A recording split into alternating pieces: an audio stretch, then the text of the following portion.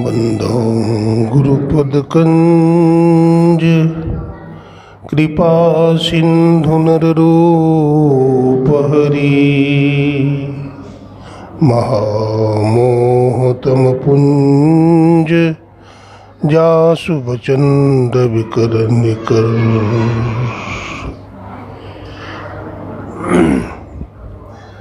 गुरु को शिष्य पे राखिए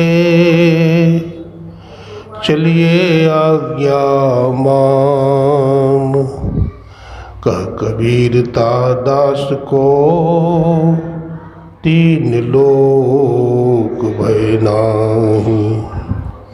तीन लोक नौ खंड में गुरु ते बड़ा न कोई करता करे न करी सके गुरु करे सो।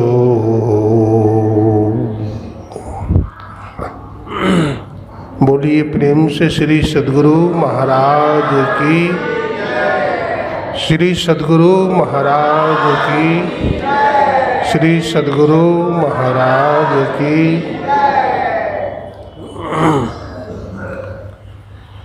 अव्यक्त रूप में अनंत श्री विभूषित 20वीं सदी के जाज्वल्यमान प्रचंड मार्तंड परमाराध्य ब्रह्मलीन गुरुदेव के त्रैलोक पावन पाद पद्मों में कोटि कोटि साष्टांग दंडवत प्रणाम। गुरुदेव के मस्तिष्क स्वरूप ब्रह्मलीन पूज्यपाद महर्षि संत सेवी परमहंस जी महाराज, उनके हृदय स्वरूप पूज्यपाद ब्रह्मलीन महर्षि साई स्वामी जी महाराज तथा संत मत के वर्तमान आचार्य महर्षि हरिनंदन परमहंस जी महाराज के चरण कमलों में कोटि कोटि नमन करते हैं, कोटि कोटि प्रणाम करते हैं। गुरुदेव की बड़ी कृपा है, असीम कृपा है कि हम लोग आज यत्र तत्र से एकत्र होकर सिंहभूम जिला के टाटा नगर में महर्षि में ही आश्रम में त्रैदिवसीय सत्संग का आयोजन किया गया है। जैसा कि हमारे आदरणीय शर्मा जी बतला रहे थे, रामकिशोर शर्मा जी, कि ये 3 दिन का जो सत्संग है हमारे परमाराध्य गुरुदेव 1980 में यहाँ साधु महात्मा के साथ पधारे थे और त्रिदिवसीय सत्संग बड़ी धूमधाम से मनाया गया था। जो सत्संग गुरुदेव की उपस्थिति में होगा वो कितना सुंदर सत्संग होगा। तो उसी की याद करके हमारे इस आश्रम के पदाधिकारियों ने, हमारे माननीय अध्यक्ष श्री महेश पोद्दार जी, हमारे शर्मा जी तथा अन्य कमेटी के सभी सदस्यगणों ने, पदाधिकारियों ने 3 दिवस का आयोजन करवाया है। सत्संग प्रेमी सज्जनों, भक्तिमती माताओं, बहनों, हमारे सबको नमन करते हैं, सबको प्रणाम करते हैं।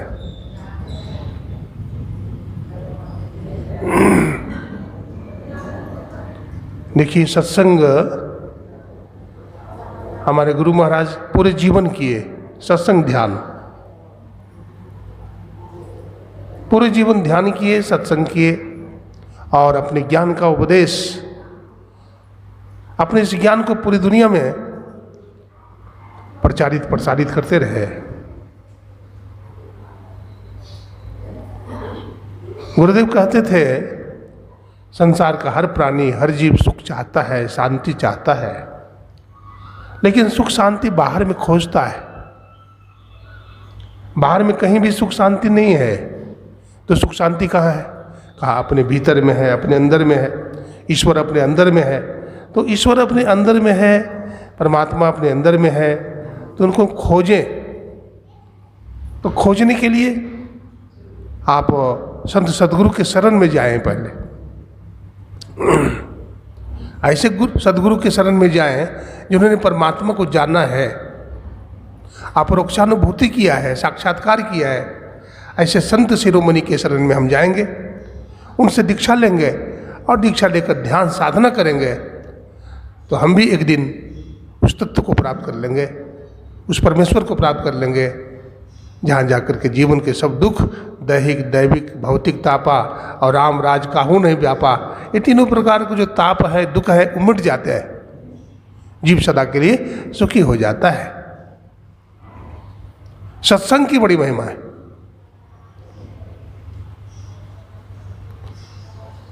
हमारे गुरु महाराज कहते थे, जहां भी रहो सत्संग करो।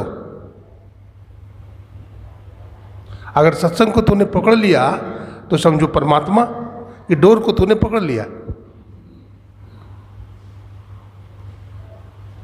अपना देश भारतवर्ष संतों का देश है, ऋषि मुनियों का देश है। अपने देश में बहुत सारे संत महात्मा हुए हैं। आप नाम सुने होंगे, संत नामदेव जी महाराज दक्षिण भारत में हुए। संत नामदेव जी महाराज सत्संग किया करते थे। वो विठ्ठल भगवान की पूजा किया करते थे संत नामदेव। नामदेव जी महाराज के पास एक व्यक्ति आया। नामदेव जी महाराज ने पूछा, भाई क्या नाम है तुम्हारा, क्या काम करते हो? तो कहा, बाबा हम चोरी का काम करते हैं, हम चोरी करते हैं। तो संत नामदेव ने कहा, देखो चोरी करना तो अच्छी बात नहीं है, ये ठीक काम नहीं करते हो, चोरी नहीं करना चाहिए। कहा, बाबा मैं पढ़ा लिखा नहीं हूँ, मैं अनपढ़ गवार हूँ और कोई हुनर मैंने सीखा नहीं और मैं कुछ नहीं जानता हूँ चोरी के सिवा। हमारे माँ बाप ने यही सिखाया है, उसी से अपने बाल बच्चा, अपनी धर्मपत्नी, पूरे परिवार का भरण पोषण करता हूँ। तो संत नामदेव ने कहा, देखो जी एक बात हमारी मान लो फिर। बोला, क्या? बोला, तुम झूठ मत बोलना, एक बात हमारी मान लो। बोला, ठीक है बाबा। बहुत सोच करके बोला, ठीक है स्वामी जी लेकिन चोरी करना नहीं छोड़ूंगा। बोला, कोई बात नहीं, चोरी करते रहना लेकिन झूठ मत बोलना। तो बोला, ठीक है, ये हमको स्वीकार है। अब उसी तरह से चोरी करता था लेकिन झूठ नहीं बोलता था। एक दिन की बात है, एक चक्रवर्ती सम्राट के घर में चोरी करने के उद्देश्य से वो घूम रहा था।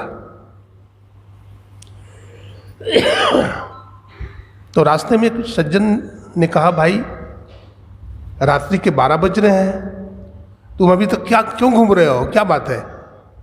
अभी घूमने का समय नहीं है, तुम्हें मालूम नहीं है ये राजभवन है राजा का, यहाँ पहरेदार पहरा देते हैं, तुम अभी घूम रहा है। तू कौन है? कहा, महाराज मैं चोर हूं, चोर। तो क्यों आया है? बोला, राजभवन में चोरी करने आया हूं। बोला, चोरी करने आया है? बोला, हाँ। तो मैं भी चोर हूं, मैं भी चोर हूं। अच्छा मौका पर तुम आ गए हो, इसलिए दोनों मिलकर के चोरी करेंगे, चलो। और मैं राजा अपना धन कहाँ रखा है वो हमको मालूम है। बोला, और अच्छी बात है, दोनों मिलकर के चोरी करेंगे। चला गया, राजभवन में प्रवेश कर गया। लेकिन जो पहला चोर था, दूसरा चोर था, बोला कि देखो मैं अंदर नहीं जाऊंगा, अंदर तुमको जाना पड़ेगा, तुमको रास्ता में बता देता हूं। सबसे अंतिम का जो कमरा होगा उसमें चले जाना, उसमें बहुत बड़ा संदूक होगा, वहीं पर चाबी पड़ी होगी कुटी में। तुम चाबी निकाल लेना, संदूक खोल लेना और उसमें हीरा होगा, हीरा, तुम हीरा निकाल लेना। बोला, ठीक है। बता ही दिया था। चोर अंदर गया, चाबी लिया, संदूक खोला तो उसमें देखा एक थैले में 3 हीरा पड़ा हुआ है। चमक रहा है, बड़ा बड़ा हीरा चमक रहा है। तो वो सोचा चोर तो 2 ही हैं और हीरा 3 है, अगर तीनों चुरा लेंगे तो हीरा बांटने में बड़ी दिक्कत होगी, इसलिए एक छोड़ देता हूँ और एक एक हीरा, 2 चोर है, एक एक हीरा हो जाएगा। एक हीरा और उन्होंने ले लिया, एक हीरा छोड़ दिया, 2 हीरा लेकर चल दिया। चला बाहर निकला तो चोर मिला, उसका साथी। बोला भाई हीरा लाया? बोला हाँ हीरा ले लिया। बोला कितना हीरा लाया? बोला 2। तो बोला कितने हीरे थे उसमें? बोला 3। तो एक छोड़ क्यों दिया? बोला बंटवारा में दिक्कत होती, परेशानी होती, आप कहते हमको दे दो, मैं कहता हमको दे दो, तो मैं सोचा 2 चोर और 2 हीरा चुरा लिया, बांटने में सुविधा होगी। बोले ठीक है। एक हीरा अपने पैकेट में रख लिया और दूसरा हीरा दूसरा चोर को दे दिया। अब दे दिया, अब लेके चला गया चोर। सुबह हो गई, सुबह होने पर राजा ने, वो तो राजा था, वो चोर नहीं था, जो दूसरा चोर था वो राजा था, तो वो अपना वेश बदल करके चोर का साथ हो गया था, वो राजा था। तो उन्होंने FIR मंत्री से कहा FIR दर्ज करो, तो उसका मंत्री ने FIR दर्ज करा दिया, चोर को पकड़ा जाए। चोर की खोज हुई, खोजते खोजते अंत में चोर पकड़ा गया। जब चोर पकड़ा गया तो लाया गया, राजा के हवाले किया गया।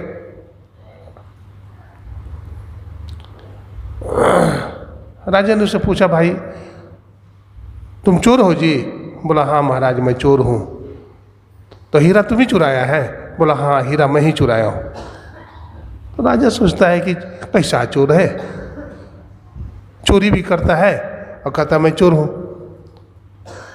राजा कुछ प्रभावित हुआ, बोला कैसा चोर है, चोरी भी करता है, बताता भी है कि हम चोर हूँ, मैंने चुराया हीरा। तो राजा ने कहा कि भाई एक बात बताओ, तूने जो हीरा चुराया कितना हीरा चुराया और कितने हीरा उसमें पड़े थे? तो राजा जाकर देख लिया था, राजा को तो मालूम ही था कि 3 हीरा उसमें। तो राजा साहब ने कहा कि भाई तुमने कितने हीरे वहाँ देखा और कितना चुराया? बोला हमारे उसमें 3 हीरे थे, मैं 2 चुरा लिया, एक एक हीरा दोनों चोर को हो जाएगा, बंटवारा में सुविधा होगी, एक हीरा मैंने छोड़ दिया था। राजा तो सब समझ गया कि वास्तव में ये पक्का चोर है, ये चोर नहीं है और सही बोल रहा है। अब राजा, अब FIR दर्ज हो गया, चोर को पकड़ने की तैयारी की जाने लगी। अब मंत्री साहब को बुलाया गया, मंत्री साहब से कहा गया कि आप जाके देखिए, चोरी जो हुई है आप देखिए क्या चोरी हुई है। तो ये मंत्री जी गया वहाँ, तो देखा कि उस बैग में एक हीरा पड़ा हुआ है बड़ा सा। तो लोभ हो गया उसको, वो हीरा चुरा लिया, अपने पैकेट में रख लिया। गया राजा के पास थैला लेकर के, बोला महाराज यही थैला में से हीरा चोरी हुई है। बोला उसमें कितना बचा हुआ है? बोला एक भी नहीं है। तो समझ गया वो राजा, ये मंत्री ने चुराया है, हीरा किसी और ने नहीं चुराया, मंत्री ने चुराया है। तो राजा ने कहा कि देखिए, पहला चोर जो है वो एक हीरा चुराया है, दूसरा चोर मैं हूं। मैं सिविल ड्रेस में गया था देखने के लिए और चोरी करने में मैं भी साझा था। दूसरा चोर मैं हूं। और मंत्री जी तीसरा हीरा कहाँ गया आप बताइए? तीसरा हीरा आपने चुराया है, इसलिए आप भी चोर हो। अब राजा पसीने पसीने हो गया, राजा पसीने पसीने हो गया, लेकिन राजा का भय है, दंड का भय है। तो उन्होंने क्या किया, अपने पैकेट से हीरा निकाला और राजा के हाथ में दे दिया। अब राजा साहब उस चोर को देख करके बड़ा प्रसन्न हुआ, बड़ा खुश हुआ। बोला ऐसा चोर तो मैं कभी नहीं देखा, इतना ईमानदार सत्यवादी। तो राजा सोचा कि अगर इसको हम महामंत्री का पद दे देंगे तो हमारा राजपाट बढ़िया से चलेगा, सुचारू ढंग से। तो उसको क्या किया, चोर को उन्होंने महामंत्री बना दिया। महामंत्री बनाने लगा कि तुमको मैं महामंत्री का पद दूंगा। तो चोर ने हाथ जोड़ लिया, बोला महाराज मैं महामंत्री का पद स्वीकार नहीं करूंगा। बोला क्यों, इतना ऊंचा पद दे रहा हूं, अब बहुत ऊंचा तनख्वाह रहेगा तुम्हारा। तो कहा कि महाराज नहीं, हमको तनख्वाह नहीं चाहिए और महामंत्री का पद भी नहीं चाहिए। हम तो जिस संत के वचनों को विश्वास करके जब संत के पास, नामदेव के पास में गया था, तो उन्होंने हमसे पूछा था कि तुम क्या करते हो। तो बोला मैं चोरी करता हूँ, मैं चोर हूँ। तो कहा चोरी मत करो। तो मैंने कहा चोरी तो छोड़ नहीं सकता। तो उन्होंने कहा था ठीक है चोरी करना, लेकिन सत्य बोलना, झूठ मत बोलना। उनकी एक बात माना तो आज हमारी जान भी बच गई और मैं मालोमाल भी हो गया। तो एक संत के बात को मानने से हम मालोमाल हो गए, जान की भी रक्षा हुई। अब पूरा जीवन पूरी बात मान करके यदि हम चलेंगे तो हम संत बन जाएंगे, हमारे जीवन का समस्या समाप्त हो जाएगी, हमारा जीवन सुधर जाएगा। वो चला गया संत नामदेव के पास और नामदेव से को प्रणाम किया, अपनी गलती स्वीकार कर लिया उन्होंने सब। नामदेव ने दीक्षा दे दिया और उनके साथ रहने लगा, सेवा करने लगा और भजन करने लगा। भजन करते करते इसी जीवन में उन्होंने मोक्ष प्राप्त कर लिया।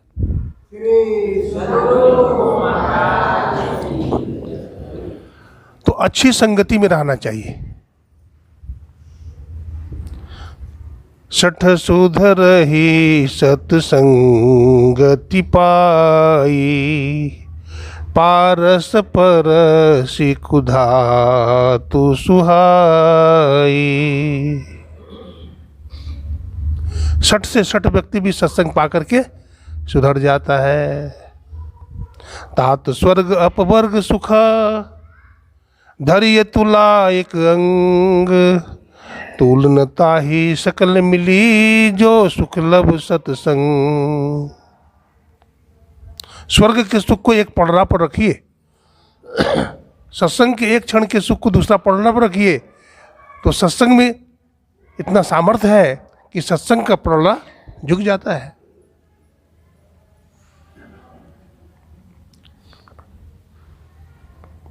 तीर्थ नहाए एक फल, संत मिले फल चार, सदगुरु मिले अनंत फल, कहत कबीर विचार।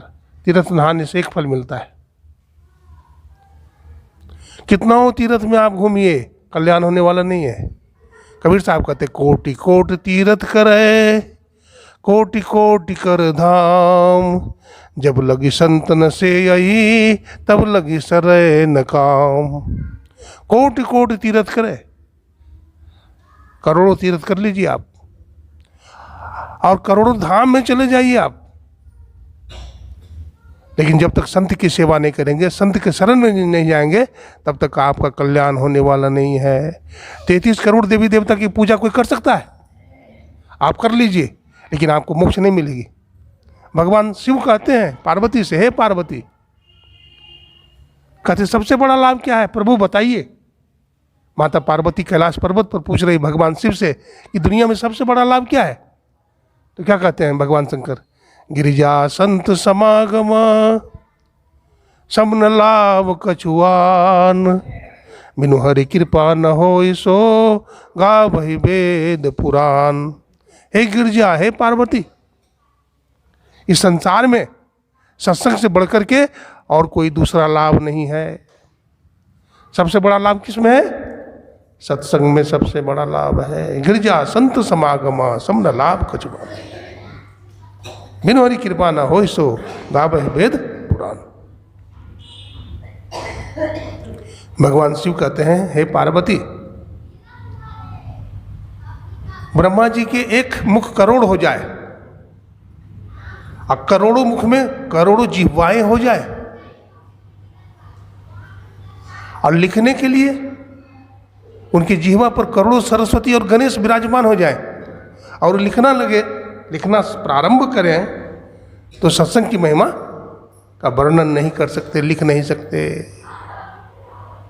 सत्संग की इतनी महिमा है। इसलिए गोस्वामी जी ने कहा, बिनु सत्संग विवेक न होई, राम कृपा बिनु सुलभ न सोई, मति कीरति गति भूति बलाई, जब जेहि जतन जहाँ ते पाई, सो जानब सत्संग प्रभाव, लोकहु वेदन आन उपाओ। सत्संग की बड़ी महिमा है। आदमी चाहता क्या है? भगवान बुद्ध के पास एक आदमी आया। भगवान बुद्ध ने कहा, तो क्या चाहता है? कहा, महाराज हम क्या नहीं चाहते हैं, हम क्या नहीं चाहते हैं, हम तो सब कुछ चाहते हैं, हम संसारी आदमी हैं। भगवान बुद्ध ने कहा,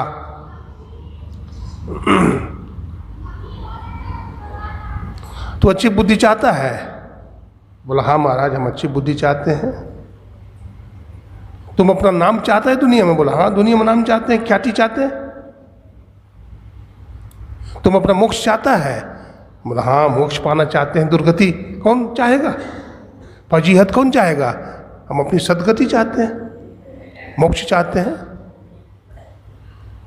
धनवान होकर के जीना चाहता है कि गरीब बन करके? बोला, महाराज धनवान श्रीमान बन करके जीना चाहते हैं।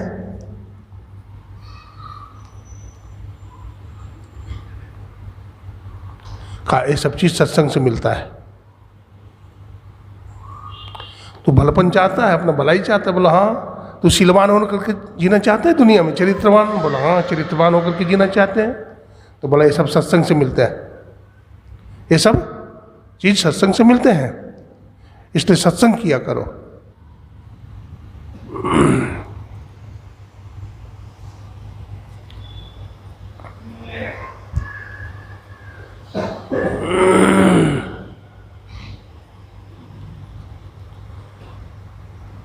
संत गुरु नानक साहब सत्संग करते थे,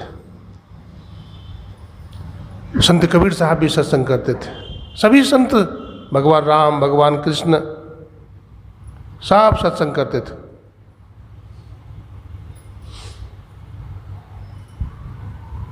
सत्संगत जगसार साधो, सत्संगत जगसार रहे। सत्संग का मतलब क्या होता है? सत्य का संग कीजिए, सत्य को जानिए। आप सत्य, आप कौन है? आपका शरीर नाशवान है? नहीं है। बच्चा का जन्म होता है, बच्चा बड़ा होता है, जवान हो जाता है, फिर धीरे धीरे उम्र ढलने लगती है, बूढ़ा हो जाता है, फिर शरीर छूट जाता है। तो शरीर नाशवान है, धन संपत्ति भी नाशवान है। आज बहुत है तो कल कुछ भी नहीं है। मकान बनाया तो वो भी सब दिन नहीं रहता है। राजा के राजभवन, किला ढह जाते हैं, गिर जाते हैं। कितना आलीशान मकान बनाया, गिर जाता है, पुराना हो जाता है। यश कीर्ति सब नाशवान है। तो दुनिया में विचार कीजिए, कोई ऐसा चीज है कि जो कभी नष्ट नहीं होता है? हाँ, अगर विचार करेंगे तो आपको पता लगेगा कि दुनिया में एक ऐसी चीज है जो कभी मरता नहीं है। वो क्या है? बोलिए, वो क्या है?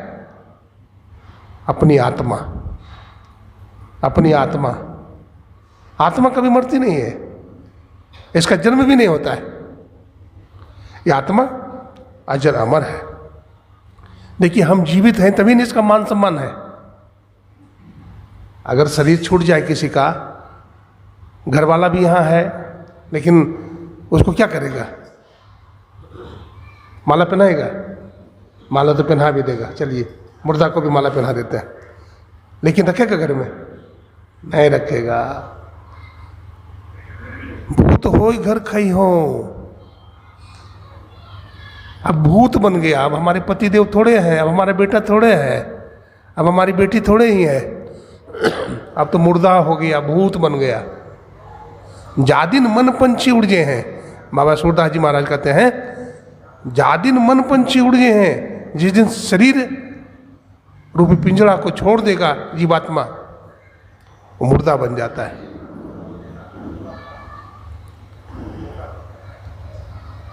तादिन तेरे तंत्र वर के सवय पात जड़ जे। इधर क्या बजता है?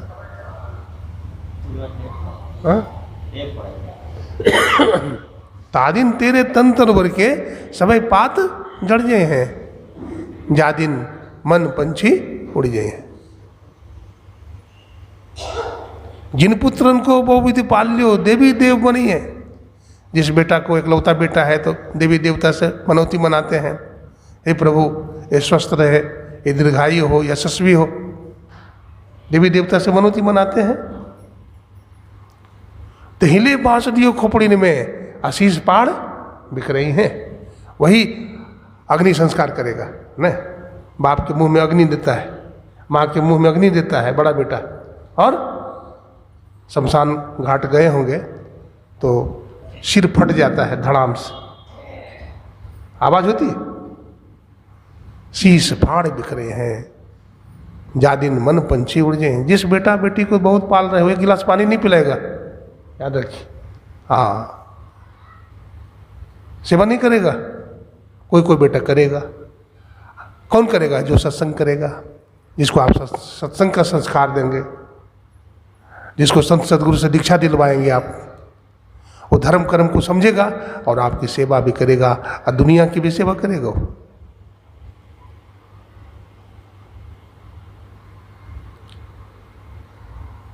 जादिन मन पंछी उड़ गए हैं। अंत में कहते कहते बाबा सूरदास जी कहते हैं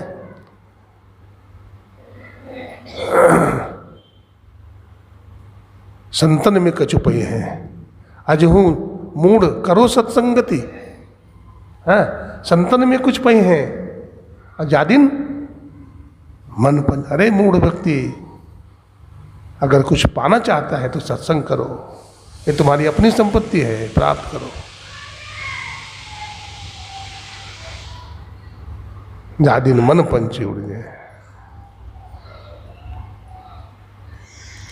शरीर की 3 गति है। पहली गति क्या है?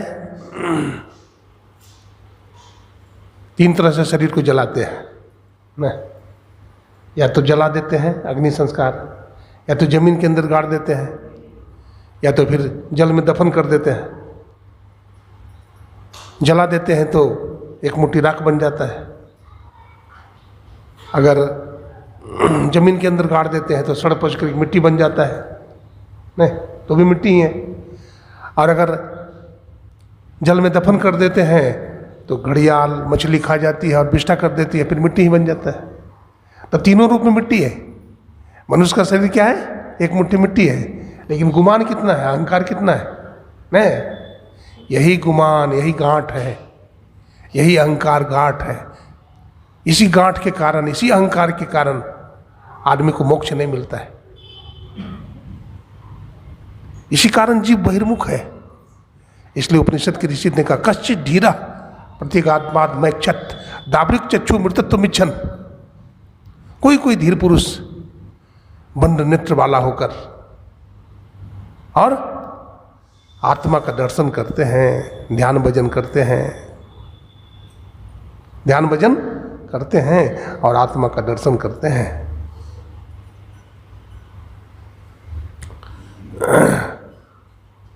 तो सत्संग से बड़ा लाभ है। कबीर साहब कहते हैं यही सत्संग में लाभ बहुत है, तुरंत मिलाप है गुरु से, अब मूर्ख जन कोई सार न जाने, सत्संग में अमृत बरसे, मैं तो आन पड़ी चोरन के नगर, सत्संग बिना जिए तरस। कहते हैं मैं चोरों की नगरी में आ गया हूँ, सत्संग के बिना मेरा दिल तरसता है।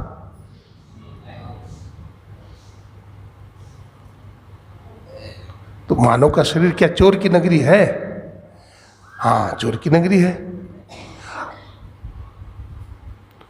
आज चोर कहाँ छिपा है? चोर तो दिखता नहीं है। कबीर साहब कहते हैं, हाँ, कबीर साहब से पूछा, बाबा चोर है शरीर में? बोला हाँ जी चोर है। तो कितने चोर है? तो कहते बस है 2500 चोर। ये 25 चोर है, एक चोर की बात तो छोड़ दीजिए।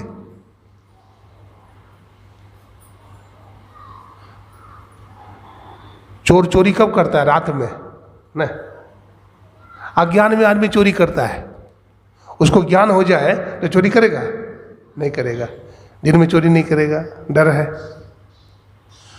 इंसान को जब ज्ञान हो जाएगा कि चोरी करना पाप है, धन संपत्ति सब हमारा ही, तो चोरी क्यों करेंगे? संत कबीर साहब का बेटा था कमाल। क्या नाम था? कमाल। डूबा वंश कबीर का, उपजा पुत कमाल। कबीर साहब कहते हैं कि हमारा वंश सब डूब जाएगा। कमाल जैसा बेटा पैदा हुआ, दुष्ट,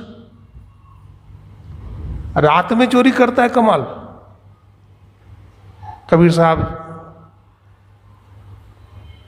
को देख करके मुंह बनाया, बोला देखो ये बूढ़ा बैठे बैठे खाता है, हम कमाते हैं, बूढ़ा खाता है।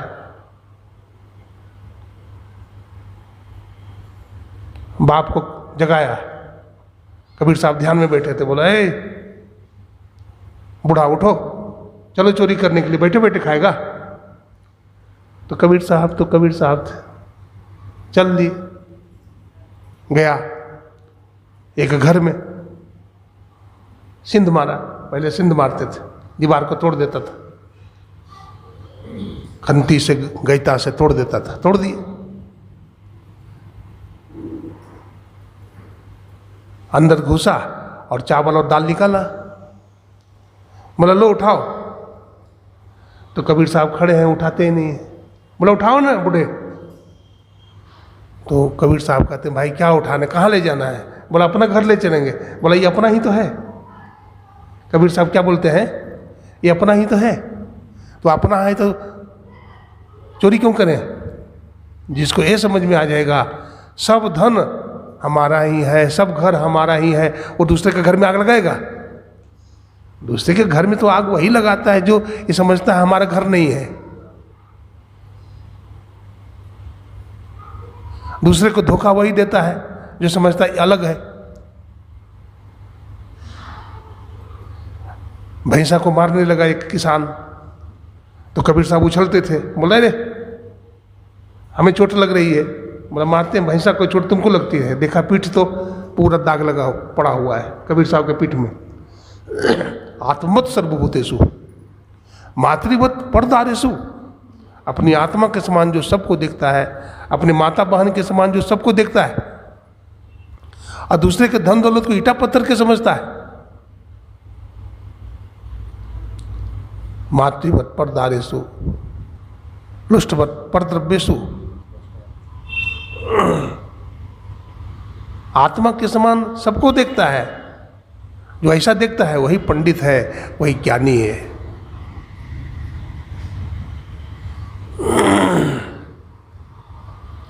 कह रहा था सत्संग से बहुत लाभ होता है। गुरु नानक साहब सत्संग करते थे। गुरु नानक साहब का 2 शिष्य था, बाला और मर्दाना। बाला जाति से जाट था और मर्दाना मुसलमान था। बताइए, संत महात्मा के साथ मुसलमान भी रहता है। संत महात्मा जाति पाति नहीं मानते हैं, कोई चीज़ नहीं है, ये फालतू की बात है। जिसको आत्मा का ज्ञान हो गया उसको शरीर का ज्ञान क्या होगा? सब आत्मा है। नदी के किनारे देखते हैं चांदी चमकता है, सितुआ। जाकर उठाता है तो कहता है चांदी नहीं है भाई, तो सितुआ है। भ्रम हो गया। जिसको ज्ञान हो गया, ध्यान भजन करते करते करते, जिसका आवरण उतर गया, मल विक्षेप आवरण तीनों उतर गया। उघर रही बिमल बिलोचन ही के, मिटहि दोष दुख भव रजनी के। सूझत रामचरित मनिमानिक। गुपुत प्रगट जब जे जेहि खानिक। यथा सुवंजन आंजुद्रिगा साधक सिद्ध सुजान। कौतुक देखहि शैल बन भूतल भूरि निधान।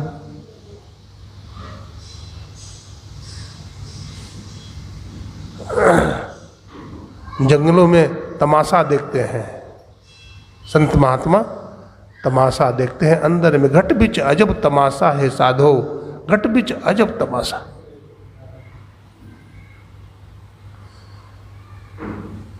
ज्योति जलती है, बिजली चमकता है, वर्षा होती है, और समाधि में मस्त है फकीर संत, समाधि में मस्त है। रिमझिम रिमझिम वर्षा हो रही है, बिजली चमक रहे हैं, संत समाधि में है डूबे हुए।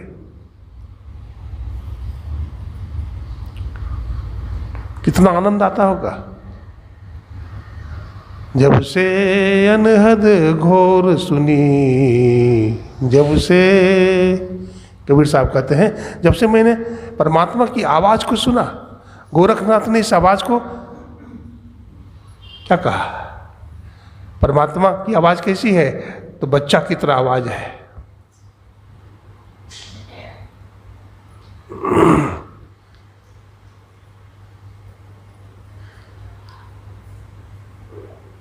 बच्चा का आवाज कितना कोमल होता है। अभी बच्चा यहाँ कोई बोलने लगे तो सबका मन उधर खींच जाएगा, बच्चा की आवाज।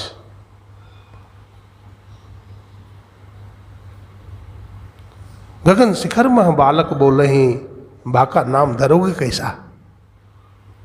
गगन मंडल में औंधा कुआ, तहाँ अमृत का बासा। सगुरा हो सो भरवर पीबे, निगुरा जाय पियासा। गगन मंडल में कैसा कुआं है? तो औंधा कुआं, औंधा उल्टा, वहां अमृत का बासा, वहां अमृत।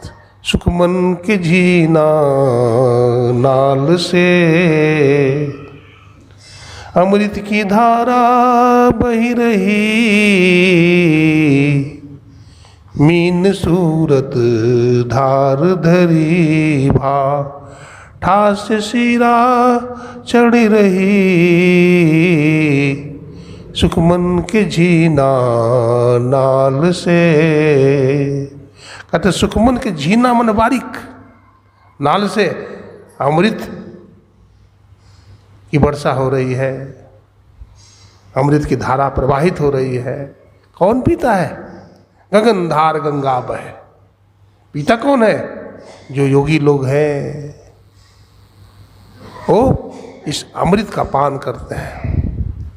एक विष समुद्र का मंथन हुआ था तो दो चीज निकला था, विष और अमृत। विष पीने के लिए कोई तैयार नहीं हुआ, अमृत के लिए लड़ाई झगड़ा हुआ। आप जानते हैं समुद्र मंथन की कथा। तो भगवान शिव ने उसको पान किया। भगवान शिव ने उस अमृत विष का पान किया, हलाहल विष का। धरती का प्रलय हो जाता, सब मर जाता। भगवान शंकर जब पीने लगे तो माता पार्वती बोलती, प्रभु हमारी दुनिया नष्ट हो जाएगी, आप पी रहे हैं। भगवान शिव ने कहा, दुनिया के कल्याण के लिए पी रहे हैं देवी। बोला, प्रभु नहीं, मत पीजिए, हमारी दुनिया उजड़ जाएगी। भगवान शंकर ने पार्वती जी की बात को रखने के लिए अपने कंठ में धारण कर लिया। अब बताइए, ऐसा हलाहल विष था। कहाँ पिए थे जानते हैं? नीलकंठ महादेव पर्वत है, आप ऋषिकेश ऊपर जाइए तो नीलकंठ पर्वत है। उसी पर्वत पर भगवान शंकर ने समुद्र मंथन से निकले हुए विष का पान किया। माता पार्वती रोने लगी तो भगवान शिव ने कंठ में धारण कर लिया। अब इतना विषाक्त विष, हलाहल विष, जहरीला विष कि भगवान शंकर का कंठ नीला पड़ गया उस विष के प्रभाव से। इसलिए भगवान शंकर का एक नाम पड़ गया, नीलकंठ महादेव। क्या नाम पड़ा? नीलकंठ। यात्रा में नीलकंठ एक पक्षी भी होता है, उसका दर्शन भी करते हैं, शुभ माना जाता है। करते हैं ना? हाँ हाँ, नीलकंठ पंछी होता है, बड़ा शुभ माना जाता है यात्रा के दिन।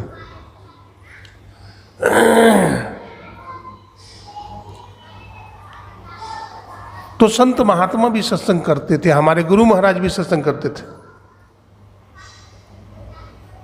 बाला मर्दाना की बात कर रहा था मैं, गुरु नानक साहब के साथ में रहता है। अब कहाँ से चले थे, देखो कहाँ कहाँ चले गए। बाला मर्दाना बड़ी सेवा करता था गुरु नानक साहब।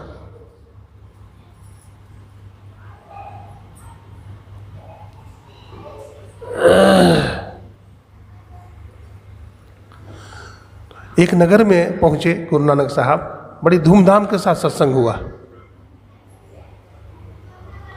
तो सत्संग की समाप्ति के बाद, देखिए सत्संग करने से, सत्संग में ध्यान से सुनना चाहिए। गोस्वामी जी कहते हैं, सुनी समझे जन मुदित मन, मज्जहि अति अनुराग, लहहि चार फल अचत तनु, साधु समाज पर्याग। पहली कसौटी है सत्संग में आकर के ध्यान से सुनिए। अगर सत्संग में आकर के ध्यान से नहीं सुने तो आपको पल्ले कुछ नहीं पड़ेगा। पहली कसौटी है, सत्संग में आइए तो बातचीत मत करिए, ध्यान से सुनिए और सुन करके इसको समझिए भी कि क्या सुने, बाबा ने क्या सुना है, इसको समझना चाहिए। फिर इसका मनन करना चाहिए, निधिध्यासन करना चाहिए। है क्या करना चाहिए? निधिध्यासन करना चाहिए। निधिध्यासन का मतलब होता है नजदीक आसन। सुनते सुनते सुनते सुनते मल हटा, विक्षेप हटा, आवरण हट जाएगा, अपनी स्थिति में हम पहुंच जाएंगे, हमको अनुभव ज्ञान हो जाएगा। अनुभव ज्ञान आखिरी ज्ञान है। सबसे पहले श्रवण ज्ञान है, फिर मनन ज्ञान है, फिर निधिध्यासन ज्ञान है और फिर अनुभव ज्ञान है। तो श्रवण ज्ञान कैसा है? श्रवण ज्ञान क्षणभंगुर है। यहाँ से सुने, बड़का भगत बन गया है, सत्संगी बना है, बस आपका सब ज्ञान लगता है कि हम कुछ गलत कर रहे हैं क्या, सत्संग छोड़ दिए, नहीं गए। तो श्रवण ज्ञान क्षणभंगुर है। अब मनन ज्ञान थोड़ा टिकाऊ है। अभी मान लीजिए हाँ, हम लोग बैठे हैं, सत्संग कर रहे हैं, अग्नि जल रही है, सत्संग रूपी अग्नि जल रही है। अब वर्षा हो जाए तो अग्नि बुझ नहीं जाएगी। तो श्रवण ज्ञान ऐसा ही है। अब मनन ज्ञान कैसा है? बिजली के समान है। आप देखिए, अभी पंखा मरकरी जल रही है ना, तो कितना हूं वर्षा हो जाए तो बिजली बुझेगी। आसमान में देखते हैं बादल गरजता है, लेकिन बिजली चमकती रहती है, बिजली तो बुझती नहीं है। तो मनन ज्ञान थोड़ा टिकाऊ है। एक कितना टिकाऊ है? तो कहते हैं जैसे बिजली है, हैं? आप और उदाहरण देखिए, निधिध्यासन ज्ञान कैसा है? तो समुद्र में आप लोग गए होंगे देखने के लिए, गंगा सागर चाहे कहीं 7 समुद्र है? तो समुद्र में ज्वार भाटा आता है ना? तो ज्वार भाटा को बैलेंस रखने के लिए उसमें एक अग्नि होती है, बड़वा नल। क्या होता है? बड़वा नल। तो बड़वा नल अग्नि है, वो पानी को सोखता है, बैलेंस रखता है, संतुलन में रखता है। अगर बड़वा नल न हो तो समुद्र में बाढ़ आ जाए, बचेगा कोई? नहीं बच सकता। नदी में बाढ़ होने पर तो नगर गांव डूब करके मर जाता है, कितने लोग मर जाते हैं ना बाढ़ आ जाने से। और समुद्र में बाढ़ आ जाए तो बचेगा? तो बड़वा नल जो है वो समुद्र के जल को मर्यादित रखता है। और प्रलय अगर आ जाए तो हाँ, अनुभव ज्ञान प्रलय ज्ञान के समान है, वो प्रलय कर देगा।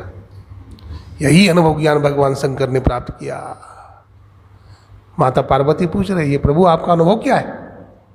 तो भगवान शिव क्या कहते हैं? निज अनुभव अब कहूं खगेशा। गरुड़ जी महाराज और काकभूषण जी बैठे हैं, हाँ? संवाद हो रहा है। प्रभु आपका अनुभव क्या है? काकभूषण जी कहते हैं गरुड़ से, हे गरुड़, निज अनुभव अब कहु खगेसा, बिनु हरि भजन न जाहि कलेसा। हे गरुड़ जी महाराज, हमारा जीवन का अनुभव है कि बिना भगवान के भजन का जीवन का क्लेश यानी दुख समाप्त नहीं होता है। तो भगवान का, हमारा जीवन का जो दुख है भगवान के भजन से समाप्त होगा। भजन आतुरी कीजिए। सहजोबाई कहती है भजन में विलंब मत करिए, आतुरी कीजिए, बहुत जल्दी करिए। और बात में देर लगाइए तो लगाइए।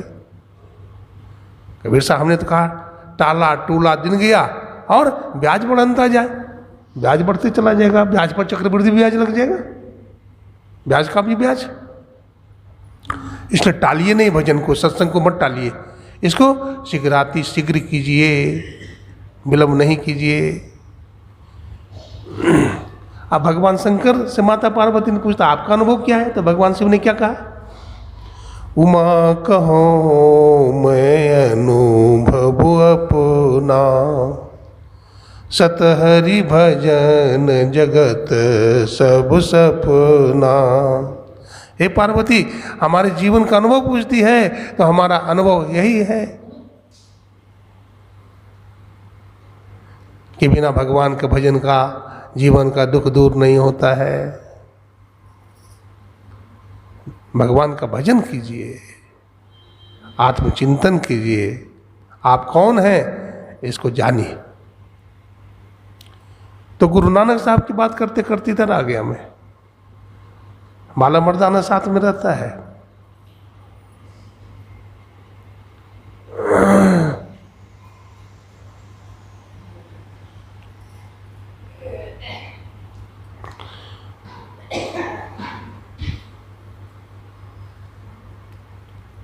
एक बार की बात है कि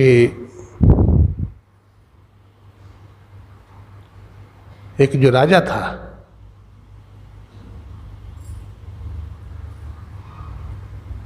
वो राजा जो था बड़ा अहंकारी था। राजपाट के नशे में चूर रहता था, शराब पीता था, संत महात्मा को कोई मान नहीं देता था। तो राजा साहब वो बीमार हो गया। क्या हो गया? बीमार हो गया। अब उसकी किडनी, उसका लीवर, फेफड़ा सब खराब। तो विदेश में इलाज हुआ। पैसा वाला है, राजा है, बहुत पैसा खर्च हुआ, लेकिन ठीक नहीं हुआ। जब ठीक नहीं हुआ,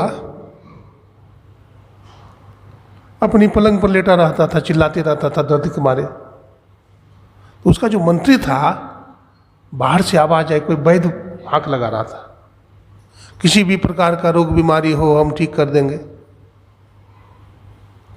तो मंत्री ने सोचा कि भाई बुलाना चाहिए वैद्य को, हमारा राजा साहब तो की किडनी खराब हो गया है, लीवर खराब हो गया है, फेफड़ा खराब हो गया है, बुलाना चाहिए। वैद्य को बुलाया। राजा साहब करा रहे थे दर्द के मारे। बोला राजन क्या हुआ? तो बताया राजा ने, दर्द होता है पेट में। तो उन्होंने कहा कि मैं ठीक कर दूंगा आपको। बोला ठीक है, ठीक कर दो। मंत्री ने कहा कि हमारे राजा साहब को ठीक कर दोगे ना तो मैं आधी संपत्ति दे दूंगा। बोला पैसा नहीं चाहिए, मैं तो वैद्य हूं, हमारा धर्म है सेवा करना। बोला एक शर्त है लेकिन। बोला क्या? बोला किसी स्वस्थ बालक के कलेजा से ही दवा बनेगी वो। तो बोला कोई बात नहीं। अब बालक कहाँ मिले? स्वस्थ बालक। संजोग से उसी नगर में एक किसान रहता था, उसको 3 बेटा था। तीनों बेटा था, बड़ा स्वस्थ था।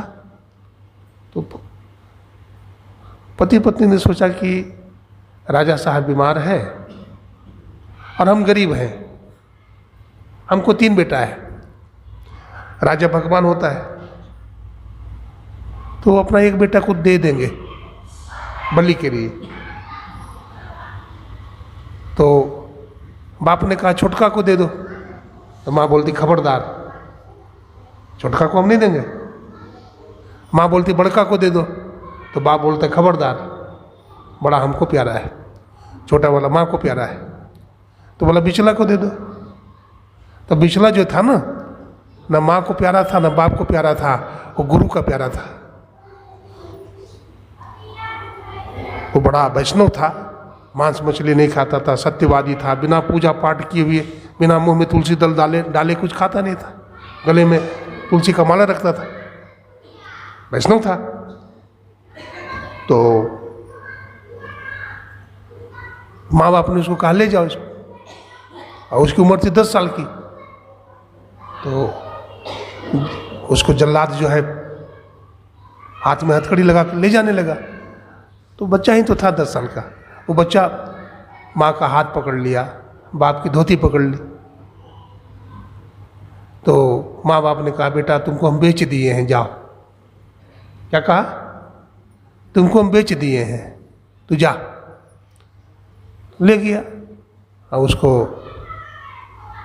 दुर्गा मंदिर में ले गया, नहलाया, नया कपड़ा पहनाया, गले में फूल की माला पहनाया, कटार हाथ में ले लिया दुर्गा जी के सामने।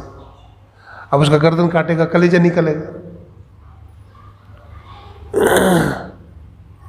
तो लड़का जो था बड़ा स्थिर था, भजन में चला गया लड़का, भजन करने लगा भगवान को। वो लड़का जो है 3 ढेर बनाया, मिट्टी का 3 ढेर, दीवार समझ लीजिए, मिट्टी का दीवार बनाया 3, और एक दीवार को तोड़ दिया, फिर दूसरा दीवार को भी तोड़ दिया। जब उस पर तलवार चलाने लगा तो लड़का ठहाका मार के हंसा। बोला अरे बालक तू हंस रहा है, ये हंसने का समय नहीं है, तू हंसा क्यों? बोलो। बोला राजन हम हंसे चाहे रोवे, आपको क्या मतलब है, आप अपना काम कीजिए। बोला नहीं बालक बोलना पड़ेगा, तो बहुत बड़ा आश्चर्य है, तो ऐसी हालत में तू हंस रहा है, जान की परवाह नहीं है। उन्होंने देखा कि एक दीवार को तोड़ दिया। बोला तू 3 दीवार बना करके एक दीवार तोड़ क्यों दिया? बोला हाँ इसलिए तोड़ा कि दुनिया में 3 सहायक होते हैं। बोला कौन? बोला एक माता पिता, माता पिता बड़े सहायक होते हैं। तो उसको मैंने देख लिया ठोक बजा करके कि हमारी सहायता नहीं कर पाया, धन के लिए हमको बेच दिया, स्वार्थ के लिए, इसलिए मैंने एक दीवार तोड़ दिया। उसके बाद दूसरा दीवार को भी लात मार दिया। बोला दूसरा दीवार तूने क्यों तोड़ा? बोला दूसरा दीवार को भी मैंने इसलिए तोड़ दिया। बोला क्यों तोड़ा? बोला दूसरा दीवार राजा होता है, राजा को भी मैंने देखा अपने जान बचाने के लिए हमारे जैसे निर्दोष बालकों पर तलवार चलवा रहा है, तो इस दीवार को भी मैंने तोड़ दिया। तो बोला एक दीवार तो रखे हुई हो, इसको क्यों नहीं तोड़ते? बोला नहीं इसको नहीं तोड़ूंगा। बोला क्यों? वो तीसरा दीवार ईश्वर है, परमात्मा, जिन्होंने संसार को बनाया है और हमको भी बनाया है, ये सबकी रक्षा करता है तो हमारी भी रक्षा करेगा, और जो तलवार उठाए हो ये तलवार तुम्हारा रुक जाएगा। राजा जो दर्द के मारे करा रहा था, राजा ने कहा जल्लाद हमारा पेट का दर्द ठीक हो गया है, अब इस बालक पर, निर्दोष बालक पर तलवार मत चलाओ, अत्याचार मत करो। राजा का दर्द उसी समय ठीक हो गया। जाको राखे साइया मार सके न कोई, अब बाल न बाका कर सके जो जग बैरी होए। पूरा दुनिया एक तरफ, अब भगवान गुरु का भक्त एक तरफ, उसका कोई बाल बाका नहीं कर सकता है। इसलिए सत्संग कीजिए, सत्संग कीजिए। हमारे गुरु महाराज ने कहा त्रैकाल संध्या करो, ब्रह्ममुहूर्त में ध्यान कीजिए। ब्रह्ममुहूर्त में लोग उठते हैं तो मुंह धोने लगते हैं, क्रियाकर्म करने लगते हैं, पेपर आएगा तो बस पेपर उठा लेंगे, हाँ पेपर, आप पेपर में क्या मिलेगा आपको? रामतीर्थ जी महाराज सुबह में उठे तो पेपर से हाथ सट गया, तो स्नान किया उन्होंने, बोला अच्छा चीज नहीं है, खोपड़ी खराब करना हो तो पेपर पढ़ो। अरे अपना समाचार तो पढ़ता नहीं। अरे उठ करके भजन कर लो पहले नहा के, हाँ सब काम अच्छा हो जाएगा, हाँ सब काम बन जाएगा तुम्हारा। उठ करके स्नान कर लो, ध्यान कर लो, स्तुति विनती कर लो, सब काम बनेगा। उसके बाद दुनिया का काम करो।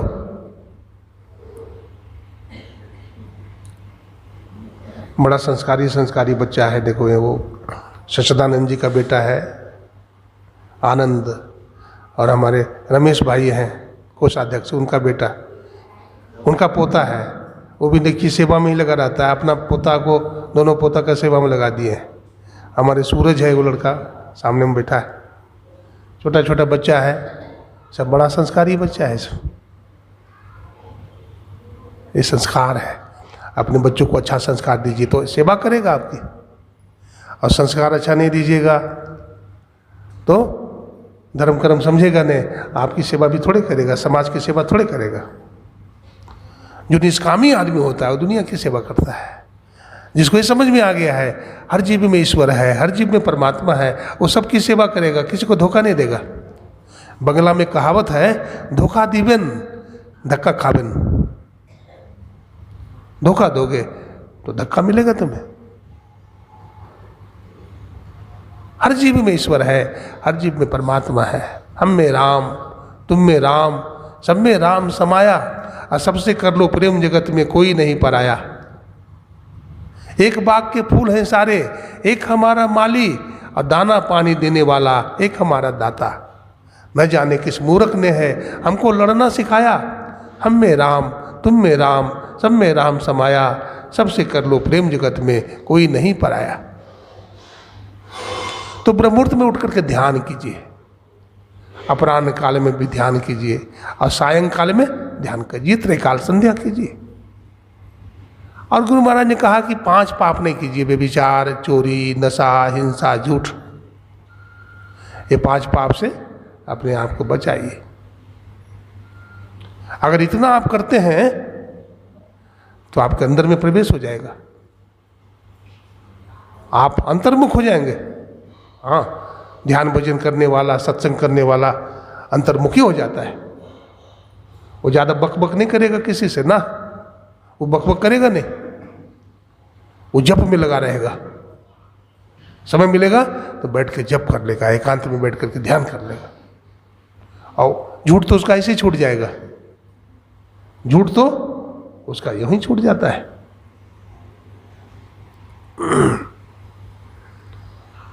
समय कितना हो गया भाई, देखिए 11 बज गए, और भोज भंडारा भी आया साहब और हमारे उमेश भाई।